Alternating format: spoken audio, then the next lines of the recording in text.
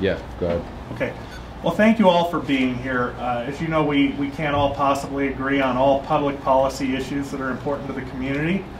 I hope we all believe in the virtue of elected public service. And on behalf of the Gazette and the Gazette's editorial board, I want to thank each of you for your willingness to offer the great personal sacrifices that are involved with community service. We will begin this forum with each candidate spending up to 2 minutes telling us why he or she seeks office and explaining one or two of the candidate's most important issues. We will proceed from there with questions from the board members, Wayne Laugesen, Pula Davis, Dan Stever. Each candidate will have 2 minutes to answer. I will hold up a fist like this when we're down to 30 seconds, and we will cut you off if you get to the 2 minutes because we want to keep this fair for all candidates. We will proceed from the board questions to a question that was submitted to us by the public. And Barbara here is a reporter, and she may have a question for you. And so after we get, and when we get to that portion of the forum, you'll have 1 minute to answer. Same thing, I'll hold up a fist at 30 seconds. So and I'm going to try to change up the orders. It's not an exact science on my part, but I'm going to try to change up the order so you all get a chance to go first and last. And we're going to start over here with Brandy and go this direction, with you each telling us a little about yourselves, why you're running, and what your important issues are. So go ahead, Brandy. And then would you like us to look in a particular direction or just address everyone in the audience? Why don't you just look over here at the board, would be the best. For those of you who don't know me, even though I know all of you, my name is Brandy Williams. I currently serve as an at-large member of the Colorado Springs City Council. I ran 2 years ago with an eye towards really being the representative for young professionals and really being their voice on council, because in my opinion the vibrant community is really based on young professionals bringing in that next generation of people to bring their ideas, and for employers. Employers are really looking for a talented workforce, and having been a graduate of Carnegie Mellon University, I know kind of what they're looking for. They're looking for a wonderful place to work, live, and play.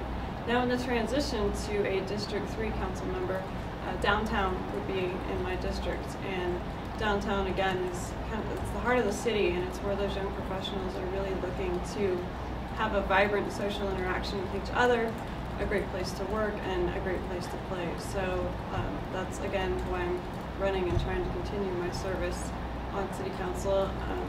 I have served on the Pikes Peak Area Council of Governments for the past 2 years. I've served on the Fountain Creek Watershed Flood Control and Greenway District boards, and feel that my engineering background has really been beneficial to both of those experiences. And on City Council, I find it a steep learning curve for those who haven't been in the engineering world. I designed utility plans for 10 years. I worked with Colorado Springs Utilities for that time. And I did a lot of land development work, and that's a lot of what City Council does. So I've enjoyed my service for the last 2 years, and I really enjoy serving the community again for an additional 4 years. Very good, thank you. Mr. King. Thank you for doing this for us today. My name is Keith King. I'm running for City Council District 3 because I think we have an opportunity to move Colorado Springs forward and accomplish things that we haven't been able to accomplish before. When I moved here in 1977, I came here to start Waterbed Palace and start an entrepreneur pathway that I have followed over the years, and have done that both in my private sector work and public sector work throughout the years that I've been in Colorado Springs. So I've really lived the American dream, and Colorado Springs has been great to me and my family, and I have always been somebody who wants to give back and have an opportunity to do something for the community and make Colorado Springs and the state a better place than what it's been. So I originally ran for a school board. Cheyenne Mountain School District, got elected there, served 8 years in the House, majority leader of the House, trying to accomplish good things for Colorado, and then served in the Senate. So I've carried over 100 resolutions and bills across the state of Colorado on a lot of variety of things, many of them impacting Colorado Springs and what we do here. I feel that I have an opportunity to come back to Colorado Springs and give some expertise in how government functions, and lend some of my expertise to how we structure the legislative processes that are done with council, how to adapt and adjust to the new strong mayor form of governance that we have in the city, and how we can find a way to move this city forward as far as keeping a collaboration going with the mayor on utilities and what we're doing with that. So I look forward to having an opportunity to serve the citizens of the city. Very good, thank you. Mr. Gallagher, same question. Well, thank you for holding this forum. My name is Tom Gallagher. I'm running for the City Council District 3 seat. I previously served on the City Council from 2003 to 2011 as an at-large member. I'm running to make a difference. I know what the problems are. I spent 8 years getting beat up by the problems. It's about fundamentals. Okay, the current City Council has not defined its role under the strong mayor form of governance. The dynamics all changed in November of 2010. And until that is done, nothing is going to move forward at the city level. You know, the City Council is operating under the council manager processes. Okay? They're obsolete. A strong mayor requires a strong council. Just look at all the other cities that have a strong mayor. This town is just better than this. And, you know, the reason we have 6 districts now is so the city council people could be more engaged in the communities they represent. That's how it was sold to the public. That's what they were voting on. It's a full-time job. And it's not a part-time job. You know, it can't be run like it has in the past. How do you represent 70,000 people on a part-time basis? How do you run a $1 billion utility on a part-time basis? The fact of the matter is, Colorado Springs has grown up. Okay? It could be a part-time job when the city was fewer than 100,000 people.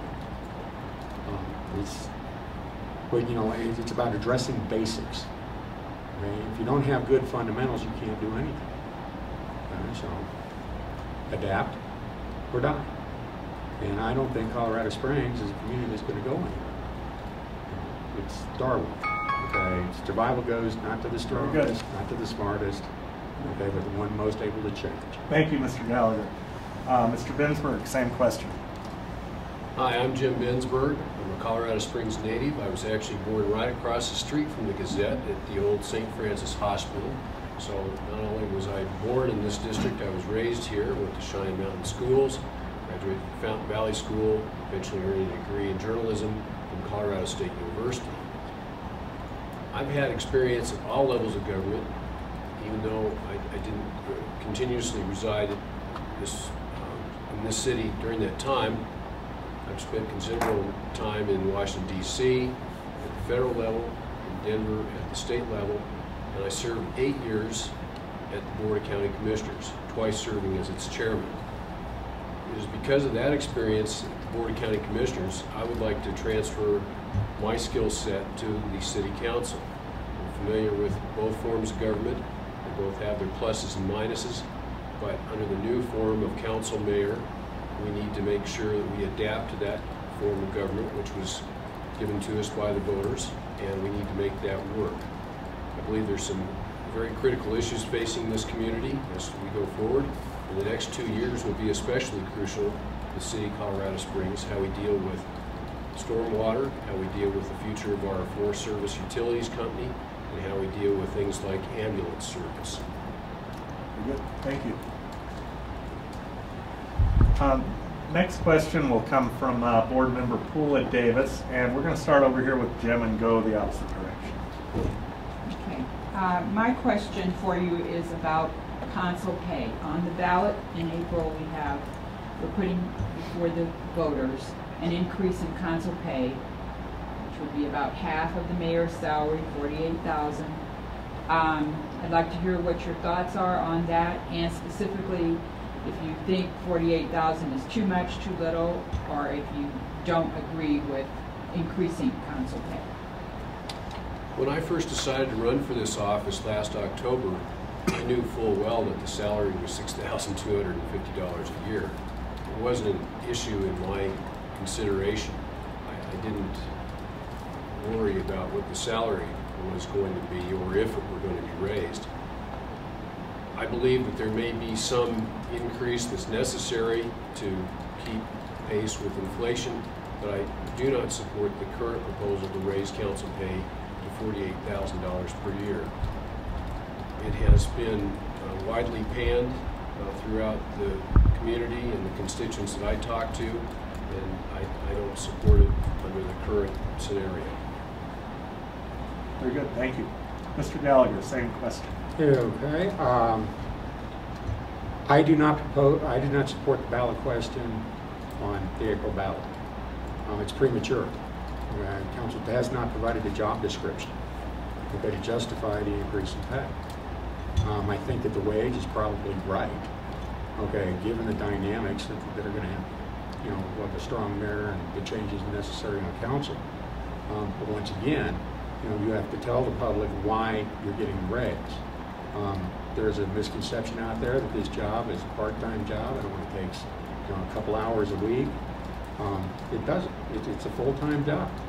I am perfectly aware it pays $6,250 a year, and I am willing to wait and demonstrate, you know, the need for the pay raise. It's, you know, it's just premature. Okay, very good, thank you. Mr. King.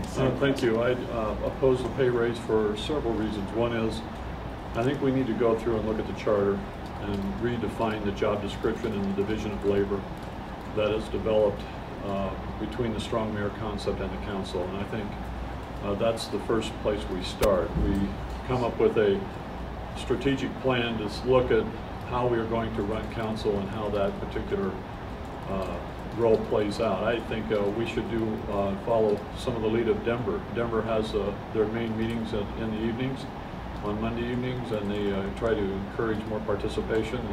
They break up their meetings into committees of reference, and they also have an opportunity for discussion that doesn't require the council to always sit as a whole body.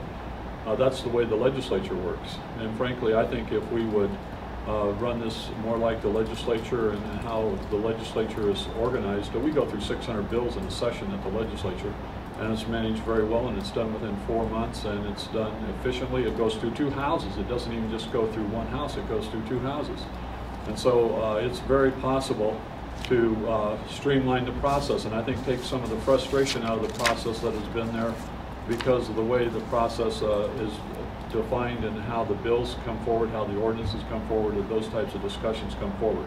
So first of all, let's redefine the process. Let's look at how we govern utilities, and let's look at how we govern the city. And then let's take a look at pay. And maybe 6,000 is too low. Maybe it should be 10, 12,000. Let's adjust it then after we've redefined our job descriptions. Very good, thank you. Ms. Williams, same question. When I ran for city council in 2011, the pay was at $6,250 a year, and I was well aware of that.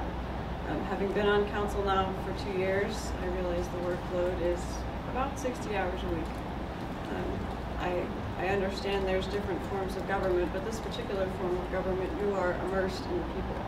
You have day-to-day issues that people need concerns with and really need to address them, and more than our fair share of places to attend to, both on evenings and weekends. And this particular ballot issue did not come from the city council, so it came from the citizens. There was a group that brought this forward. There are actually several proposal items that were brought forward by the citizens. The council didn't bring anything forward, so this was brought forward by the citizens, and I think it's much in the light of Tabor, with the Taxpayers' Bill of Rights. It's not for us to raise taxes, and I don't think it's really for us to be in this process, and that's why I think a charter review would be good. We put it on the ballot. I did vote in favor of that to bring the question to the citizens because it was brought forward by the citizens. And while certain of those measures didn't make it to the ballot, I felt strongly about this one because I didn't feel that being the only person under 40 and a young professional was really a diverse group and representative of the community. So again, you can do this job at $3 an hour, but I think it's in the best interest of the community to have more of a diverse group, and the young professionals building careers are going to need a way to compensate them for their time. Very good, thank you. Next question, we'll start with Mr. Gallagher, go this way, and then we'll go that way. What is your position on fracking and other oil and gas exploration and mining within city limits? Do you think we need more regulations or fewer regulations? Go ahead, Mr. Gallagher. Well, we have the state regulations that were good enough for the city of Boulder. You know, the council is going to be debating this Colorado Springs version of regulations. I believe it's on the next council agenda. You know, I've gone to these meetings where, you know, I've heard presentations on, you know, the evils of fracking. All oil wells are fracked. You know, be it with explosives, which is how they're done in western Pennsylvania because the oil fields are very shallow. Hydraulic fracturing is because it's very deep. Wells collapse and have to be reopened. That's done with fracking. You have to, it's an environmental balance. Okay, is it really right to inflict all the environmental damage halfway around the world and then transport the energy here? Okay, is that really in the best interest of the environment? You know, the one legitimate point that I have seen, you know, the anti-fracking people bring forward is the fact that there's 17 state inspectors for 40,000 wells. You know, I'm sorry, but that's not enough. Now, I don't know, you know, if 12 wells, because that's all that's on the plate right now in Colorado Springs, is 2 pads, 6 wells each. If that justifies an inspector on its own, but it's something that has to be looked at. Very good. Thank you. Mr. Binsberg, same question. When the question is asked how I feel about fracking in Colorado Springs, I say, according to a recent report that was released today by the Hilcorp Corporation, we may not have to face that issue here because the oil and gas prospects are so weak in the Niobrara Formation that it may not make sense for anybody to drill vertically or horizontally for gas and oil here. Having said that, if it does turn out that there is a sufficient reserve that it would make sense for an oil company to drill, we need to the extent possible, ensure that our water supply is protected. Now, this is a matter of statewide concern. It's been decided by the General Assembly, the Governor, the state of Colorado, that we don't want to have a hodgepodge patchwork of regulations throughout the state. So we are bound by the Colorado Oil and Gas Conservation Commission's rules, and to the extent that we have input into the rulemaking process, we should always be diligent, and we have been, both at the city and county level.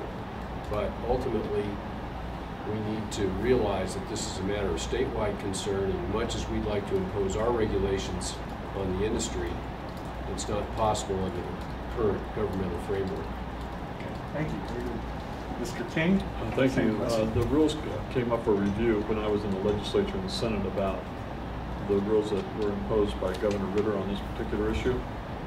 I thought the rules in many cases were too strict and too confining for what would be appropriate, and so I voted against some of those regulations. Having said that, I think it's very important that we protect the environment as we go through this process. I think we need to make sure that the process that we use is finding the balance between managing property rights and mineral rights for people that have an opportunity to have the ownership of these rights, to the protection of the surface rights of people that are around the areas that would be affected and impacted by these issues. So I think that we have an opportunity, maybe it's limited in Colorado Springs, to have production, but the first and foremost thing we must do is protect our citizens of the city, and then find the balance that we have for the economic engine to grow forward. We want to make sure that the energy supply that we have for the city and for this region is able to continue to make the economic engine of this particular area of the state grow and be able to prosper. So I think there is a possibility of some severance tax revenue that would come back to the city if it was successful. And I think that that could be something that we could look at and have some opportunity to see how we could use that to better economically develop the area and the region. Very good. Thank you. Ms. Williams, same question. Well, having sat on the oil and gas task force and watched this issue evolve, there are initial reports that there's not enough out there to make it commercially viable. But I think still in the best interest of the city, we need to look at the health, safety, and welfare of the citizens and balance that out with the property rights of whoever they might be. Because, again, through this process, we weren't simply making regulations for Banning Loose Ranch or Ultra Petroleum, but for the entire city as a whole. And if it does come about that it's not commercially viable, regardless of what the next issue is that comes forward, I think the city should really do its due diligence and figure out who owns the mineral rights for the various aspects of the city, for the various parts of the city. It was rather disconcerting. We don't have the answer to that, and I understand it is not the easiest of topics to find, but I definitely think we should look into it. The current restrictions, the only thing that I would probably change is that the conditions of approval had stricter water quality regulations and testing. When we were actually going through the oil and gas task force process, the attorney guiding us through the process made the comment that only less than 5% of our water comes from the groundwater out there. And I made the comment, just because we don't necessarily use it doesn't mean we should contaminate it, to which he replied, touche, and I took that as a compliment and we moved forward. But I really think the water quality testing and that aspect of it needs to be tightened up, because there's a lot that can happen, and making sure that we get the answers as soon as possible would be helpful. Very good. Thank you very much. Next question goes to publisher and board member Dan Stever.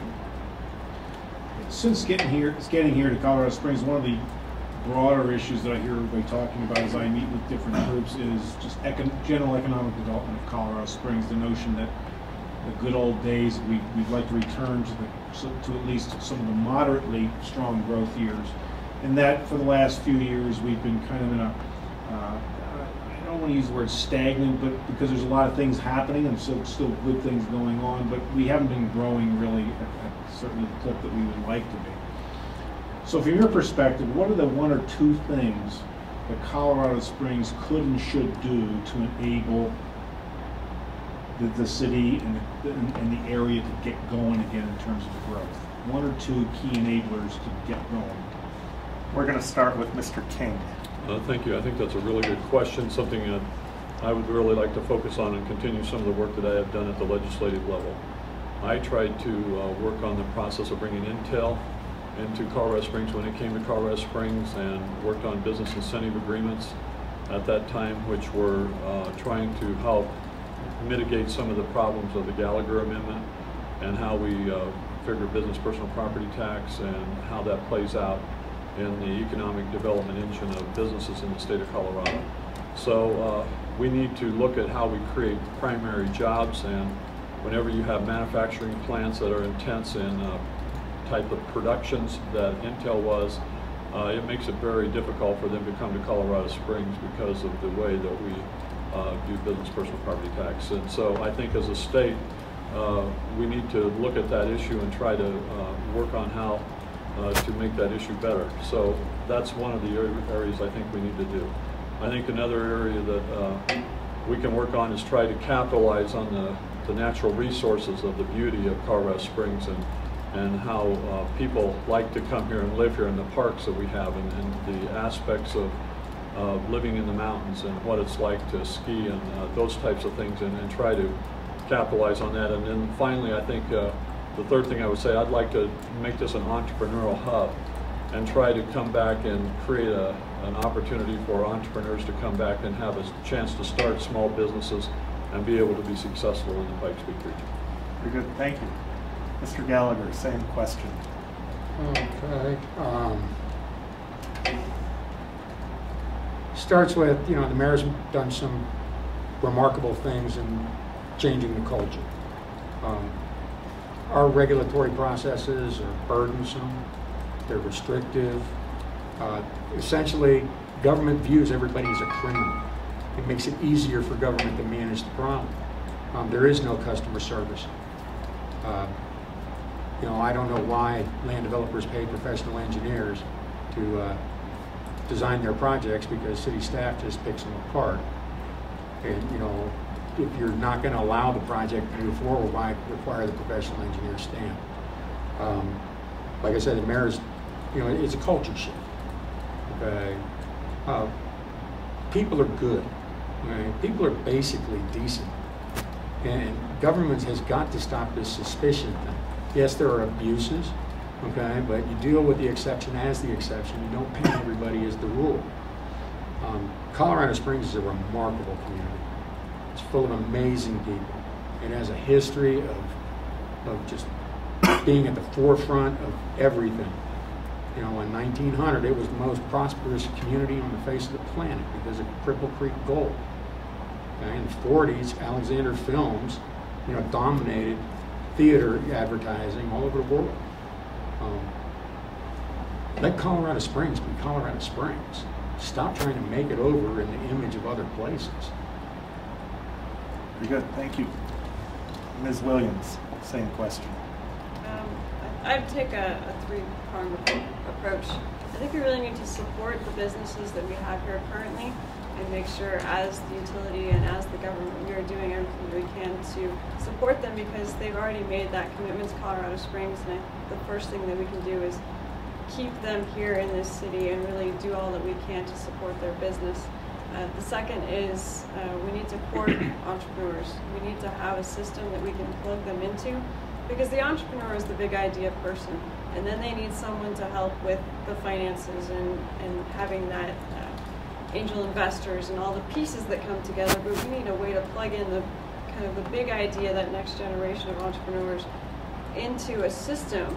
And even when I started my business, I went around the community, and it didn't seem like there was a one-stop shop. There were different places you could go, and people had different ideas. But it'd be great if you could say, come to Colorado Springs, we're going to plug you into the system right here, and we're going to support you, because we want you to be in Colorado Springs, because in this day and age, you essentially can live anywhere. With the internet, depending upon your product, unless it is manufacturing. But even if it is manufacturing, people live and manage it in different places, so really supporting them in place right here. And then, I'm not an economics major, obviously I'm an engineer, but I found one of the biggest things is really exporting. Whatever it is we do here, if we just trade our own money amongst each other, we don't really become richer as an entire community. We need to look at the businesses, create new businesses, and then if we can take it to the next level for exports, I think that would help us a lot. Very good, thank you. Mr. Binsberg, same question. In reading the current City Council strategic plan, one of the goals to grow economic prosperity is to continue to enhance Colorado Springs' reputation as a business-friendly city. Now, how do we do that? First of all, I support this goal of the current City Council, and I also support the goal of our mayor to bring 6,000 new jobs here a year. We need to look very seriously at all levels of local government, whether it's county, city, or regional building, and wherever possible, eliminate onerous and often counterproductive regulations that stifle business, have the effect of creating some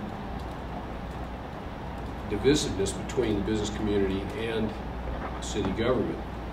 I think we also need to quickly settle the issues surrounding our Colorado Springs Utilities Company, because we're informed that there are businesses looking to relocate here in Colorado Springs because of the uncertain climate surrounding Springs Utilities, its governance, perhaps even its ownership and its eventual rates for large and small commercial and industrial users, that we need to clear that confusion up quickly and put that issue to bed so that we can reliably count upon the rate-paying structure that we have now or in the future, and there's no uncertainty in that area. Very good, thank you.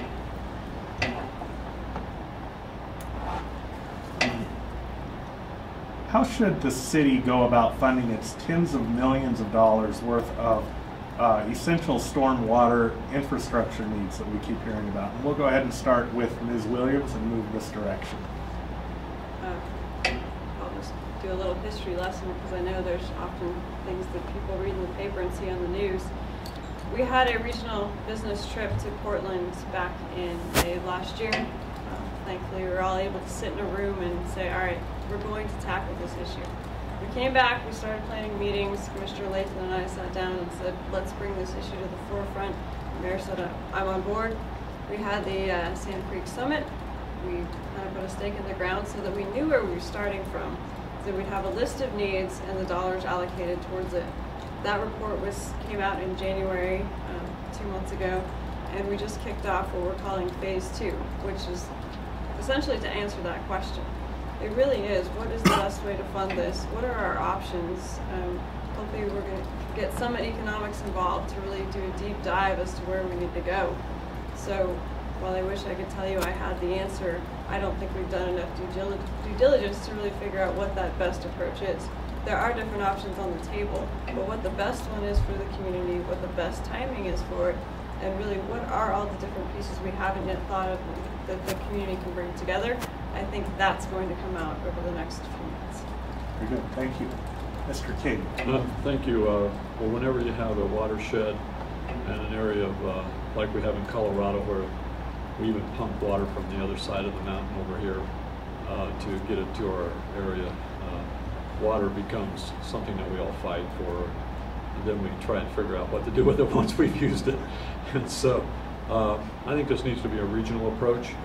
I think we need to come together and look at how we impact downstream, how we impact upstream, how that all plays out together, and how that plays out not only for the city, the county, the upper basin, the lower basin, and then try to figure out a way to pay for that particular infrastructure that is necessary and make it so that it's affordable and does not drive business out of Colorado Springs. So I think we need to be very, very careful about how we go about identifying the need, making sure that we prioritize those particular areas that need fixed the worst, specialize on those ways, look at multiple sources of funding from the federal government down to the state, to the county, to the local, and let each of the municipalities or counties or the regions work together and collaborate on a solution. So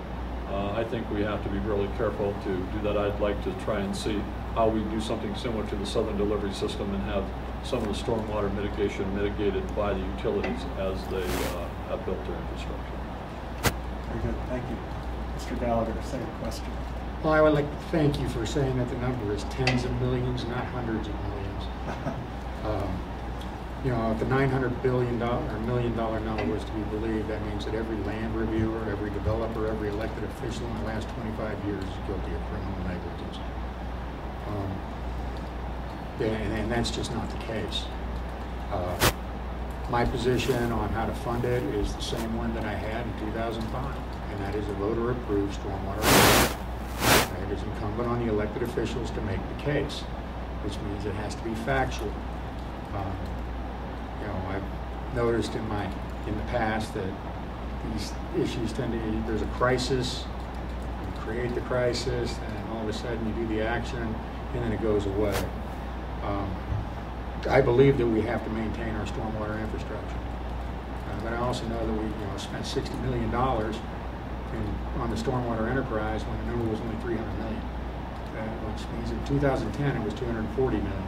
So, you know, as far as a regional approach, I support a regional approach only if regional is defined as those communities willing to pay for it. Colorado Springs should not be looked at as, you know, the sugar daddy of the lower valley. We have our own needs. Colorado Springs has never been in violation of its municipal discharge permit for stormwater, and just be rational. Very good, thank you. Mr. Binsberg, same question. I view harnessing stormwater and floodwater as a public safety and health issue. I believe there may be some avenues there to fund eventually some form of a county-wide district.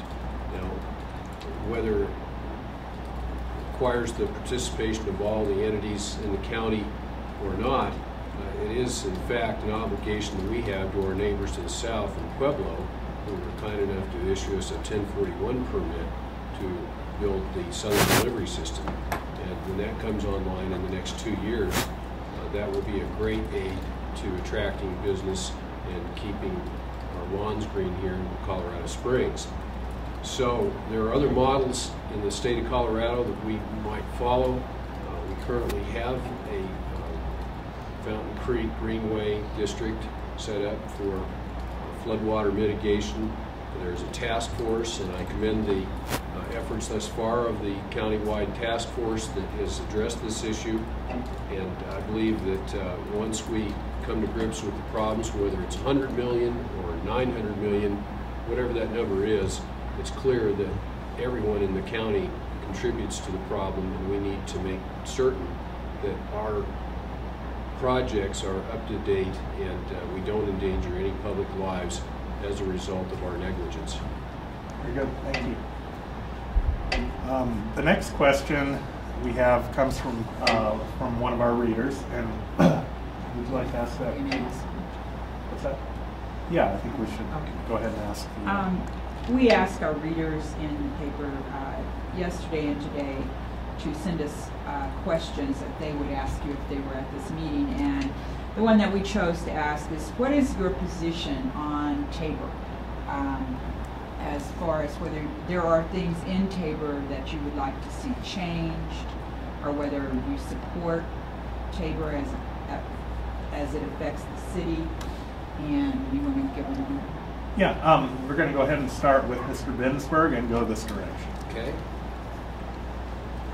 The question is, what is my position on Tabor? And my position is that it's a constitutional amendment, and it's also a charter amendment here in Colorado Springs. So Colorado Springs is doubly blessed with the Taxpayers' Bill of Rights. Now, regardless of whether one supports Tabor, it is very difficult, if not impossible, to overturn a constitutional amendment. So there are adequate remedies within the Taxpayers' Bill of Rights, and we've demonstrated that in the past when taxpayers wish to raise their taxes, as we saw in 2004 when taxpayers voted to raise their taxes to support the Pikes Peak Rural Transportation Authority.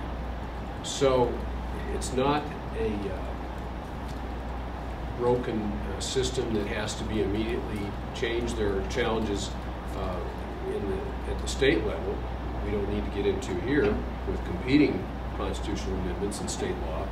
But at the local level, voters have been very clear about their desires to improve their community in certain circumstances where there is a specified list of projects, as they were in 2004 with the Pikes Peak Rural Transportation Authority. So my view is Tabor has adequate remedies and safeguards built into it if taxpayers wish to override it. Very good, thank you. And we're going to allow 1 minute on these questions that are outside of the board.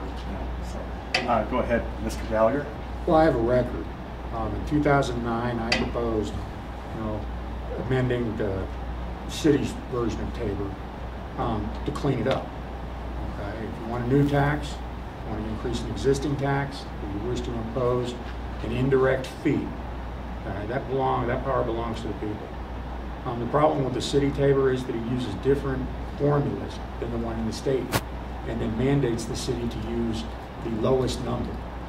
It makes forecasting extremely difficult and demonstrates why you shouldn't legislate mathematical formulas.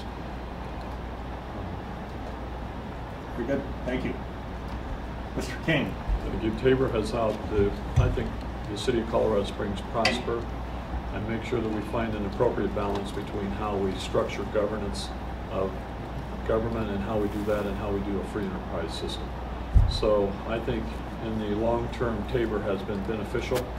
I always think when you create constitutional amendments, you could always look back, and especially when they're done by the initiative process, they are done by special interest groups that bring forward specific ideas and have a very limited thrust of emphasis on what they want. I think you have to be careful what you get. I think a better way to bring forward these types of constitutional amendments is a referendum through the legislature, and you get a lot better outcome as far as what you vote on. Very good, thank you. Ms. Williams? I think as a city, Tabor has definitely helped us because it kept us steady over the past 20 years almost. And it really made it so when we were going up and down through the cycles that we watched our pennies, we watched our P's and Q's, and we really made sure that we were keeping the city stable. The other balance of that is we do have issues that need to be addressed, like stormwater. One concern that I have is when I was running last time, Tabor mandates that we have a certain percentage in a fund that can only be spent after all these catastrophes happen. So maybe freeing up that money or putting it in a way that we can make it more useful would be helpful. Very good, thank you. Barbara, did you have a question? In the same one that I had asked you earlier, gatherings is your thoughts on the Drake power plant. Should we keep it, sell it? I mean, in your heart of hearts, what are you thinking? And we've got the study that's coming and all of this. But just right now, what are your thoughts on it? We're going to start with Mr. Gallagher and go to Mr. Binsberg and come back this way. So go ahead, Mr. Gallagher. Well, I'm awaiting with great interest the results of the task force. I look at Drake and say, well, does Colorado Springs have an extra $800 million to $1 billion to replace the power plant? My experience is no. Okay? That should end the discussion right there. But if it doesn't, I understand that the power distribution system in the city assumes generation at the location of Drake. So we're looking at several $100 million to essentially rewire the power distribution system in the city. Aesthetics isn't a good reason to get rid of it. Very good, thank you. Mr. Binsberg. If and until someone can explain to me why we need to dispense with the Drake power plant as it's currently configured, I'm not in favor of moving it or decommissioning it. I also believe that we should go forward, as council voted on 2 years ago, to fulfill its obligation to the Newman Systems Group to bring the coal scrubbing technology to Drake power plant. I believe to cancel the contract now after some $87 million has been spent, that it sends a very bad message to the business community. Thank you. Mr. King. I think one of the best-selling features that we have in Colorado Springs is the utility rates, especially the electric utility rates. I think Drake is a vital part of that. I do not favor decommissioning it. I think over time, Turbine 5 will probably need to be done away with because 6 and 7 are performing well, and that's just kind of a normal progression. But I think we have an obligation to our city and to our citizens to give the very best utility rates, the lowest rates possible, and so I do not support anything changing it unless it becomes unquestionably unrefutable that there's no way to make it economically viable. Thank you. Ms. Williams? And we are in the process of doing an RFP, which is to get consultants on board to do the study to analyze the costs associated with decommissioning. That was a board decision, so that's how we ended up at this particular juncture. We should have done it backwards. I think we should have done the study before we decided whether or not we were going to put the scrubbers on Newman, but this is where we are today. So that $150 million will already be part of the power plant. Regardless of what we do with the power plant, I do not feel personally that we should sell any portion of our utility. It is an amazing economic driver. Our low utility rates are sought after by businesses and industries, and we have made a commitment to the data centers that came here, that are located here, that we will have those utility rates. We will do our best to keep them low, and I don't think now is the time to really, again, toy with that conversation. That would be my solidified position, is that not to sell any portion of the electric utilities. Very good, thank you. Dan Stever, did you have a question? Yeah, I have a question on, again, one of the conversations that I hear around town has to do with the governance charter, the city charter. It's come up a little bit today, but when I hear about it, sometimes I hear about it as something that might be getting in the way, or I don't know if that's real or perceived, but well, let's wait on that until we figure out the charter. So my question to you does the city charter need to be examined? And if so, what's the one or two things you think needs to be really examined closely within the city charter? Mr. King, we'll start with you. Thank you. I think this is a great question and something that I would really like to have an influence on. I think the charter needs to be able to focus more on legislative issues with the strong mayor concept, and I think it needs to function more like a legislative body. As the House Majority Leader, I was running the House, and I think that expertise, it would be great to come back and look at how we do the governance, how we structure the legislative process, and make sure that we structure it in such a way that we have committees of references and have opportunities for adequate discussion at that level, and then council discussion as it moves bills forward and ideas forward to the system. Thank you. Mr. Gallagher.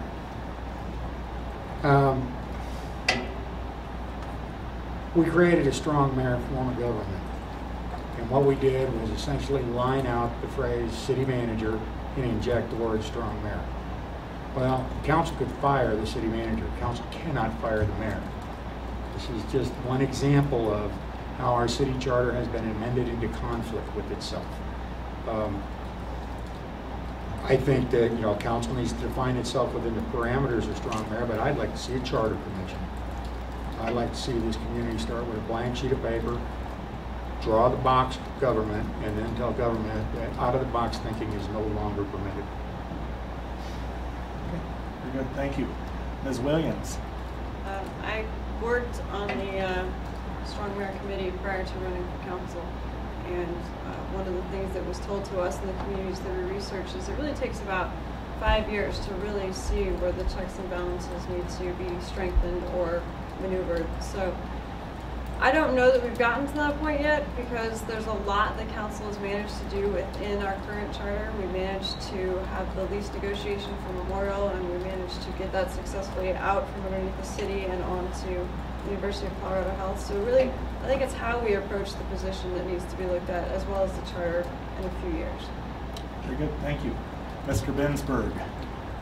I believe that we ought to examine the city charter much as it's been examined in the past by blue ribbon panels, and the recommendations have really come for naught, except for this most recent change 2 years ago, the change to a council strong mayor form of government. But where there are conflicts, as have been pointed out, those need to be clarified in the charter, as difficult as that might be, because each of the different sections of the charter need to be addressed as a single subject by the voters. And it is only the voters of Colorado Springs who can change the charter. Okay, very good. Thank you. And I believe that concludes this panel. Anyone else in the room that needed to ask any questions? I don't think so. So thank you very much, all of you, for being here. I really appreciate it. Great. Thank you, everybody. You bet.